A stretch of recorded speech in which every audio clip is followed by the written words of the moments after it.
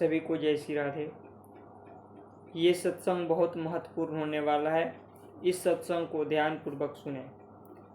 देखो, जो भी नाम जापक साधक हैं, नाम जप तल्लीनता के साथ कर रहे हैं, नाम जप में उनकी रुचि हो गई है। रुचि का स्तर क्या है? नाम जप छुड़ाकर उनका कोई भी कार्य उनसे करवाया जाता है तो उनको अंदर से घबराहट होने लगती है कि मेरा नाम जप कहीं छूट न जाए। मतलब नाम जप के सिवाय अगर उनको बाहरी कार्य दिया जाता है तो वो जितना जल्दी उस कार्य को संपन्न करके और फिर नाम जप में लग जाते हैं। ऐसा लगता है जैसे उनसे कोई उनका कीमती वस्तु छुड़ा रहा है कुछ समय के लिए। ऐसे जब आपको लगने लगे तो आप समझ लो कि आपको नाम जप में रुचि हो गई है, नाम जप निष्ठा पर पहुंच गए हो। अब जो भी साधक इस अवस्था पर आ गए हैं, उन साधकों को अब आगे बहुत दिव्य दिव्य अनुभव होंगे। अभी भी पीछे भी हुए होंगे और आगे भी अब दिव्य दिव्य अनुभव शुरू हो जाएंगे। अब जैसे जैसे साधक आगे बढ़ते हैं तो उनको एक कठिनाई, एक परीक्षा की घड़ी आती है। वो परीक्षा की घड़ी कैसी होती है? तो वो परीक्षा देवी देवताओं की होती है।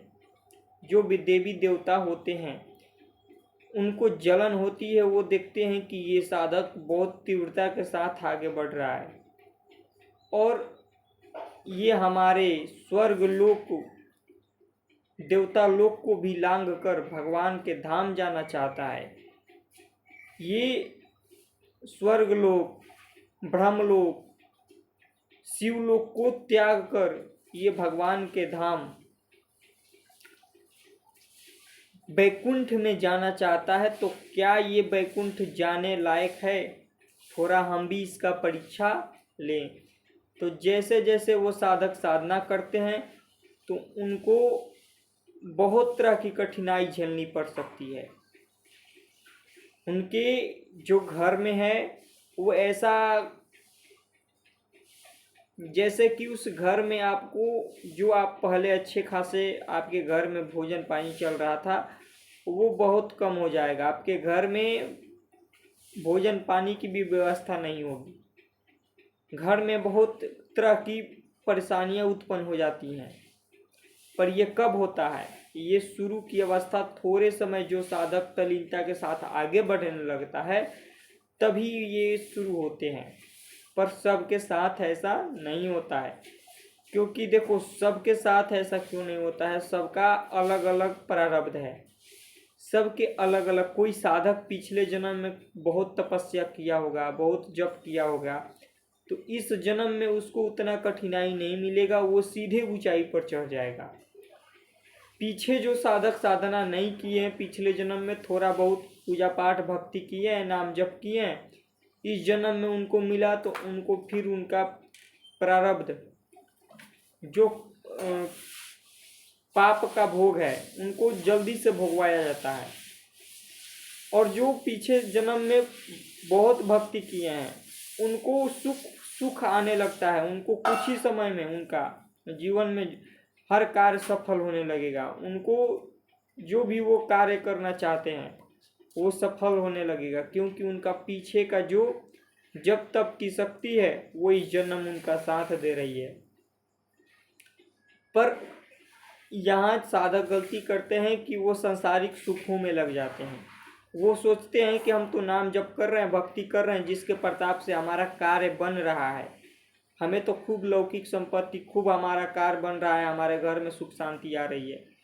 ऐसा नहीं। ये पीछे जन्म का आपका पूर्व कर्म का जो आपने संचित किया है वो अभी मिल रहा है। पर आप अगर भक्ति छोड़ दिए, नाम जप करना छोड़ दिए, नाम जप में कमी कर दिए, तो फिर आपका मन इसी में उलझा देगा। ये संसार के आपको लगेगा कि अब तो सुख ही सुख आ रहा है, अब नाम जप कर लेते हैं थोड़ा, बस आपका माया क्या करती है, आपको यहीं से फंसा देती है। पर जो साधक विपरीत, जिनके जीवन में साधक नाम जप करते करते उनके जीवन में कठिनाई आने लगती है, उनका जीवन में जब जब वो नाम जप करते हैं तो शुरू में तो उनका खूब अच्छा लगता है, खूब नाम जप में प्रियता होता है, खूब नाम जप करने की इच्छा होती है। पर थोड़े समय में वो नाम जप फिर क्या होता है, कम होने लगता है। ऐसा इसलिए होता है क्योंकि आपका जो नाम जप में शुरू शुरू में आपको जो बहुत अच्छा लग रहा था वो आपके इष्ट के द्वारा भेजा गया था। आपके इष्ट के द्वारा इसलिए भेजा गया था कि थोड़ा इसको भक्ति का रस दिया जाए, नाम जप का रस दिया जाए, ताकि ये पकड़ ले, नाम जप को पकड़ ले। फिर कुछ समय बाद वो कम होने लगता है नाम जप, तो साधक को हृदय जलने लगता है, उनके अंदर जलन पैदा हो जाती है। ऐसा क्यों हो रहा है, नाम जप मेरा छूट रहा है। तो छूट नहीं रहा है, अब आपको क्या करना है, तल्लीनता के साथ आगे बढ़ना है। अब आपको अपना प्रयास करके नाम जप में लगना है और आपको अब नाम जप में मेहनत करना है। जैसे थोड़े समय में आप नाम जप में मेहनत करोगे वैसे फिर अवस्था आपके अंदर आने लगेगी, आपके अंदर फिर आपको शांति, सुख, आनंद मिलने लगेगा। जितना ज़्यादा आप नाम जप करते चले जाओगे उतना ज़्यादा आपको आनंद आने लगेगा। बस थोड़ा ये क्या होता है, पापों का हमारे अंदर जो मलिनताएं हैं उसी को नाम जप जितना ज़्यादा करोगे उतना ज़्यादा नष्ट करता है। और जैसे जैसे पाप नष्ट होते हैं वैसे वैसे मन शांत होने लगता है। तो साधक ज़्यादा से ज़्यादा नाम जप पर ध्यान दे, सत्संग सुने, नाम जप करें और ये बाहरी का लौकिक और व्यवहार में ज़्यादा ध्यान ना दें कि हमारा ये काम बन रहा है। देखो यहाँ जो भी साधक होते हैं नाम जप करते हैं तो उनका जब काम बनता है तो उनको उत्साह आता है कि नाम जप करने से मेरा सब कुछ बन रहा है, तो वो और ज़्यादा नाम जप करते हैं। ऐसा नहीं है कि भटक जाते हैं, वो और ज़्यादा नाम जप करते हैं, नाम जप में और आगे बढ़ने लगते हैं और नाम जप से उनका हर एक कार्य होने लगता है, वो जो चाहेंगे वो हो जाएगा। पर नाम जप में थोड़ा आगे बढ़ें। तो जो साधक नाम जप की रुचि पर पहुंच जाते हैं, नाम जप करते करते उनके अंतःकरण की मलिनताएं जब खत्म हो जाती है तो वो नाम जप की रुचि पर पहुंचते हैं। और जैसे वो नाम जप की रुचि पर पहुंचते हैं तैसे उनको देवी देवता जो होते हैं स्वर्ग के, वो परीक्षा लेना स्टार्ट करते हैं। वो परीक्षा ऐसा होता है जैसे कि आपको थोड़ा मानसिक विक्षेप, शारीरिक विक्षेप, घर में परेशानियां उत्पन्न हो जाती हैं, घर में कलकलेश उत्पन्न हो जाएगा, घर में चिड़चिड़ापन उत्पन्न हो जाएगा, सब लोगों से आपका बैर होने लगेगा। तो ये उनका देवी देवताओं का परीक्षा होता है। वो आपको देखना चाहते हैं कि ये कितना अपने इष्ट के प्रति समर्पित है, क्या ये नाम जप को रोकता है, इसकी श्रद्धा होती है, या फिर ये आगे वैसे ही बढ़ता रहता है। तो ये देवी देवता की परीक्षा होती है। आपके घर में परेशानियाँ, बीमारियाँ, दुख, तकलीफ, मानसिक विक्षेप, शारीरिक भी विक्षेप हो जाएगा, आपको शरीर में भी कष्ट आने लगेगा, फिर भी आप साधना में, नाम जप में आप बढ़ते रहते हो। तो ये देवी देवता जो थोड़ा आपकी परीक्षा लेते हैं वही आप पर कृपा तो सब करते हैं। शुरू से ही आपको जो साधक होते हैं शुरू से ही उन पर कृपा होती है। जो भी देवी देवताएं हैं, भगवान की जो भक्ति करते हैं, वो जो भी देवी देवताएं हैं वो सब उस भक्त पर कृपा करने लगते हैं। पर वो भी देखना चाहते हैं कि क्या ये भगवान के लिए चल रहा है। जो देवी देवता हम हैं जिनके आगे अपना सर झुकाते हैं, उनकी ये भक्ति कर रहा है, तो क्या ये उस लायक है, थोड़ा हम जांच पड़ताल करें। अगर उन लोगों का जो परीक्षा होता है थोड़ा बहुत कष्ट आता है, आप नाम जप करते करते रहते हो, नाम जप नहीं छोड़ते हो, कितना भी कष्ट आता है, तो वही देवी देवताओं की कृपा आप पर असीम कृपा बरसने लगती है। और देवी देवताएं भी ऐसे साधक को प्रणाम करते हैं कि वो हर परिस्थिति में अपने इष्ट को एक समय भी ना भूले और नाम जप थोड़ा समय भी ना छोड़े। सत्संग, नाम जप, संतों का संग, थोड़ा कितना भी कष्ट आए थोड़ा भी ना छोड़े। तो ऐसे साधकों पर पूरे ब्रह्मांड की देवी देवताओं की कृपा प्राप्त होने लगती है और उनके जीवन में जो भी कष्ट आता है वो देवी देवता अपने द्वारा उस कष्ट को हरण करते हैं।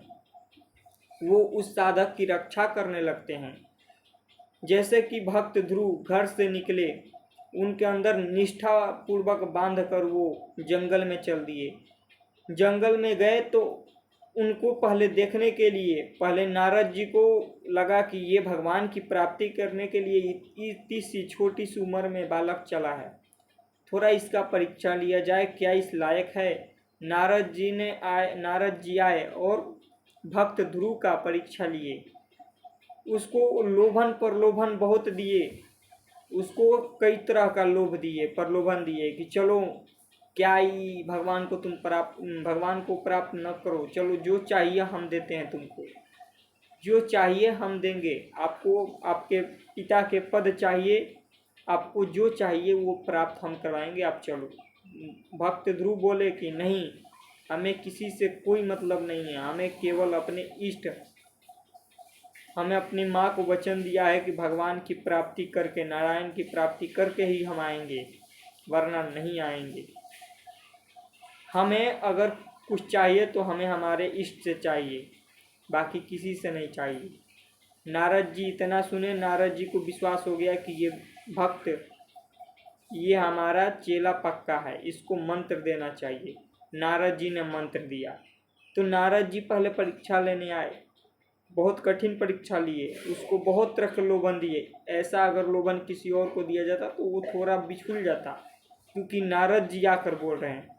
और जो भक्त होते हैं सोचते हैं कि चलो ये नारद जी है, भगवान के पार्षद हैं, भगवान ने भेजे होंगे, पर ऐसा नहीं, निश्चय दृढ़ता पूर्वक वो आगे बढ़ते रहे। तो फिर उनको लक्ष्मी जी की कृपा प्राप्त हुई। लक्ष्मी जी देखी कि भक्त ये हमारा बालक हमारे स्वामी को प्राप्त करने के लिए चला है, तो इसकी रक्षा हमें करना चाहिए। लक्ष्मी जी आई। लक्ष्मी जी ने उस बालक भक्त ध्रुव को विश्वास दिलाया कि तुम्हें जो भी कष्ट होगा, पहले तो वो भी परीक्षा ली, बोली कि तुम आप घरे चले जाओ, जो चाहिए हम आपको दिलाएंगे, हम आपके साथ हरदम रहेंगे, जब आप पुकारोगे हम आएंगे। तो भक्त ध्रुव बोले कि नहीं माता, आप माता हो तो आपका सम्मान करते हैं, पर हमें भगवान का दर्शन ही चाहिए, हमें कुछ और नहीं चाहिए। वो भक्त ध्रुव का निष्ठा देखकर माता लक्ष्मी भी बोली कि ठीक है, तुम साधना जब तब करो, जब तुम आपके ऊपर जब कोई कष्ट होगा, जब ऐसा लगेगा तो मुझे पुकारना, मैं उपस्थित हो जाऊंगी। तो देखो, पहले नारद जी का कृपा प्राप्त हुआ, नारद जी गुरु रूप में मिले, परीक्षा लिए पर गुरु रूप में मिले। फिर माता लक्ष्मी थोड़ी परीक्षा ली, फिर उनको वो सहायता करने के लिए उनके ऊपर, उनको हर कष्ट से बचाने के लिए उनको वचन दी। फिर उनको पार्वती माता का कृपा प्राप्त हुआ। ऐसे कई साधक, ऐसे जो साधक होते हैं उनके ऊपर सब देवी देवताओं की कृपा प्राप्त होने लगती है। तो जो भी साधक नाम जप कर रहे हैं, नाम जप में निष्ठापूर्वक चल रहे हैं, वो चलते रहें, रुके ना। कठिनाई कष्ट आएगा पर नाम जप छोड़ना नहीं है। जय श्री राम।